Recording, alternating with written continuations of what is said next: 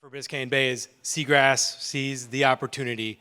So we can use Seagrass as a tool, not a casualty. And again, my name is Nick Muzia, principal engineer with Shoreline, and when I'm not doing engineering stuff, I like to hang out on the bay, being protected from the sun, but enjoying the water. Can I get a show of hands of anyone that's been out there and has seen something that looks like this?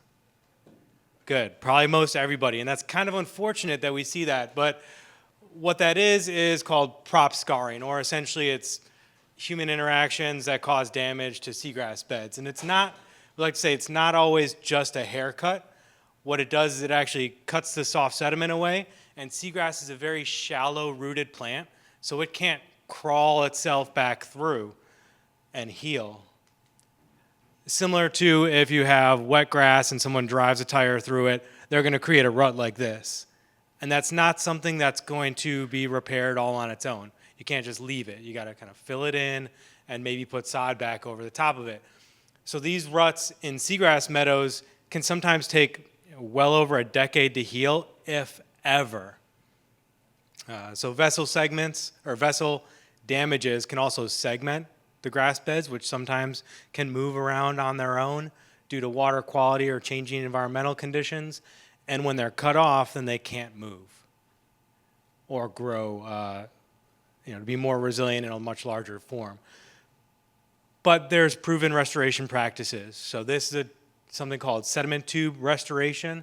And actually, Aaron, I'm so glad, mentioned a couple things about erosion and fine sediment, and I'll talk a little bit about that later on. Because when you have a prop scar or a vessel damage, fine sediment can get into this, and fine sediment will limit seagrass. So what we do is put in a sediment tube, which is essentially a cotton sack that'll biodegrade in 6 months to a year, full of coarse grained sand. And that's what seagrass normally grows in. That's what it grows better in, is coarse grained sand. So those fine sediments that come from land can be impactful. So this is a strategy that we use to restore. And it's, NOAA's documented, it's been around for quite a while. It also helps to prevent further erosion. Now, a lot of talk about natural infrastructure and nature-based solutions. Can seagrass actually be a nature-based solution or a natural infrastructure tool? Yes, absolutely. And according to the international guidelines on natural and nature-based features for flood risk mitigation, created by the Army Corps, it's actually an Army Corps document worth looking at. Picture heavy, easier to read, much different than some of the other drier material. Utilizing seagrass in a multiple line of defense, you can get a lot of reduction in scour, wave height, but even just seagrass or submerged aquatic vegetation, that's what SAV stands for, can reduce wave height 10 to 40%. That's really dependent on how deep the water is, but the most important thing is this reduction in sediment scour by 85 to 100%. And I'll have some other slides at the end if I have time that'll show why that is really important. But I think everyone here knows that seagrass can support fisheries, biodiversity, water quality, and more. But this is a good reference, this international guidelines for natural and nature-based features. Here's an example of what it could look like. This is an area where a vessel damage occurred in northwest Florida. About 6 months after, the tubes degrade and seagrass can start crawling through, usually on its own. The sediment tubes will begin to heal the scars and vessel groundings. Seagrass plantings can occur as soon as 3 months after if we choose to. Generally, we try to let the microbiome of the area take over the sand that's there, so we don't plant them right away. Tubes will usually biodegrade in 12 months, and like I said, the sediment grain size is important for the seagrass.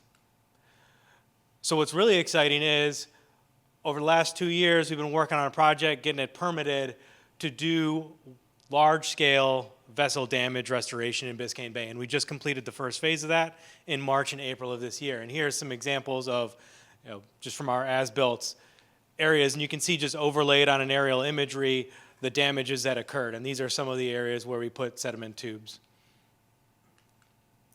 This is what it looked like. Here's where the bottom was 2 to 3 feet deeper than the existing bottom due to the vessel damage. We come in with divers and placed over 9,000 of these tubes at this first phase of the project. It was just under half of an acre of major vessel damage. But what's exciting is we have 1,500 plus acres permitted that we can do over the next 5 years, bit by bit by bit. So that's what we're really excited about. And with this, monitoring will happen for 3 years after that in each of those sites. And I want to say some thanks to the financial sponsors for the project. We're Fish and Wildlife Foundation of Florida and Coastal Conservation Association. But also, the ambitious nature of the permitting, 1,500 acres of open water, was difficult and it needed a lot of support. Thanks to members in this coalition, we got so much support helping to push things through.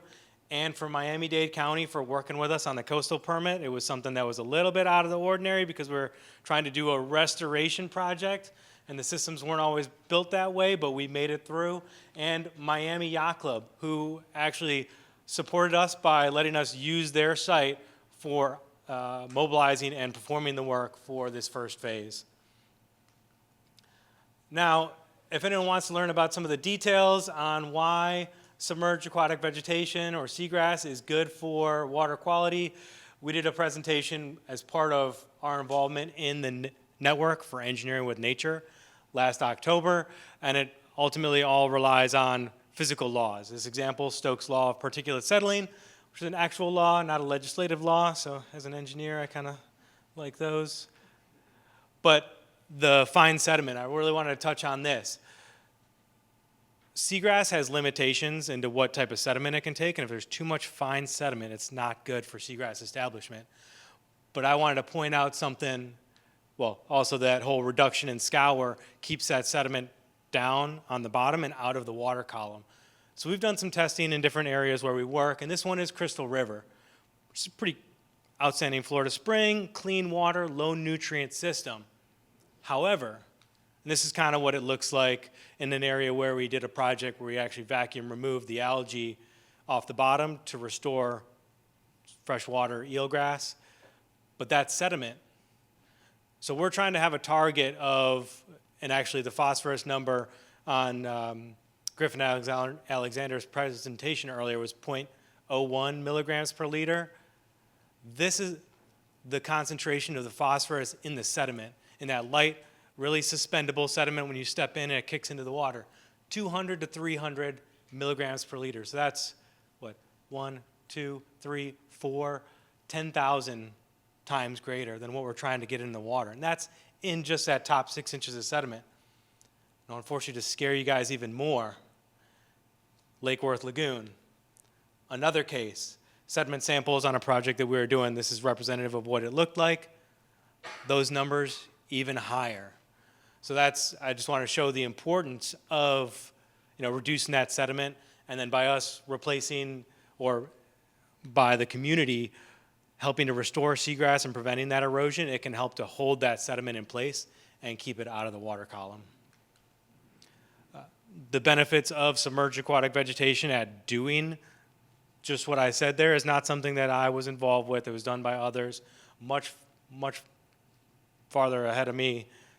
But a good reference that I like to recommend is the South Florida Water Management Science Plan for Everglades Stormwater Treatment Areas. And I'm not going to read these very wordy slides here, but they've analyzed this significantly and talk about how submerged aquatic vegetation obviously can increase oxygen, but how that supports the precipitation of phosphorus and other things out of the water column to hold it down.